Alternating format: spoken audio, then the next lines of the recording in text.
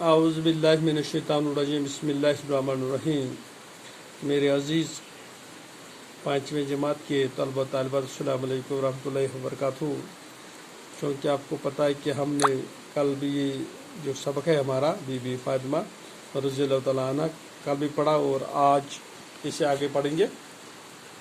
چونکہ آپ کو پتہ ہے یہ صفحہ نمبر 70 پہ ہے، تو آپ اپنی کتاب نکالے سبق بی بی فاطمہ، تو شروع کریں گے انشاءاللہ۔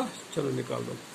ان کی زندگی بڑی تکلیف سے بسر ہوتی تھی، یعنی بی بی فاطمہ کی جو زندگی ہے وہ بڑی تکلیف سے گزری ہے، لیکن انہوں نے دولت کی کبھی خواہش نہیں کی، چونکہ اس کو دولت کی کبھی خواہش نہیں تھی۔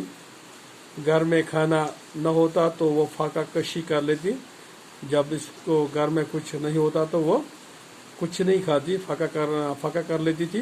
جب بھی موقع ملتا ہے وہ غریبوں کی مدد کرتی، اور جب بھی اس کو کبھی کبھار موقع ملتا ہے وہ غریبوں کی بھی مدد کرتی ہے۔ کئی بار ایسا ہوا کہ وہ اور ان کے بچے فاقے سے کھانے کا کچھ سامان میسر ہوا، لیکن اسی وقت کسی غریب یا مسافر نے گھر پر آ کر کھانے کا سوال کر دیا۔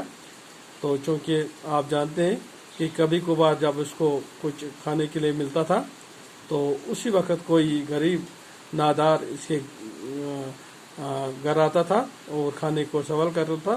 بی بی فاطمہ نے کھانا اس غریب کے حوالے کر دیا، اور یہ ایسی خواتین تھی کہ یہ کھانا ان غریبوں مسکینوں کو دیتی تھی، اور خود ان کے یہاں فاقہ ہی رہتی تھی، اور خود وہ فاقے میں رہتی ہے۔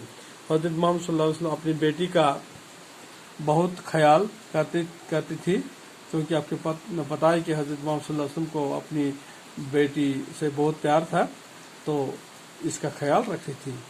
جب کبھی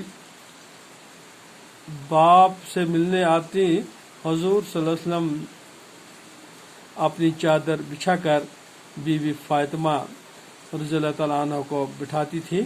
حضرت محمد صلی اللہ علیہ وسلم ان سے بہت محبت کرتی تھیں، یعنی حضرت محمد صلی اللہ علیہ وسلم کو ان سے بہت محبت تھی، تو اسی وجہ سے اسے اپنی بیٹی کو پیار کرتی تھی۔ اور آج اتنا ہی پڑھیں گے، باقی خدا حافظ۔ السلام علیکم ورحمۃ اللہ وبرکاتہ۔